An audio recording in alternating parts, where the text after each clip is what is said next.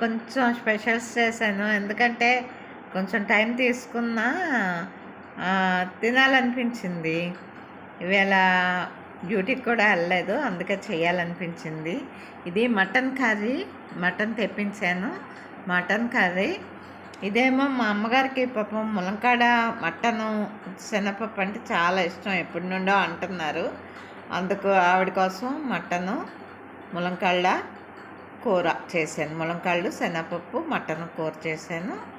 రసము, ఇగో రైస్ అమ్మగారికి కొంచెమే పాపం తింటారు, అందుకే కొంచెమే పెట్టాను. కంచంలోని కర్రీస్ వేస్తాను, మజ్జిగ.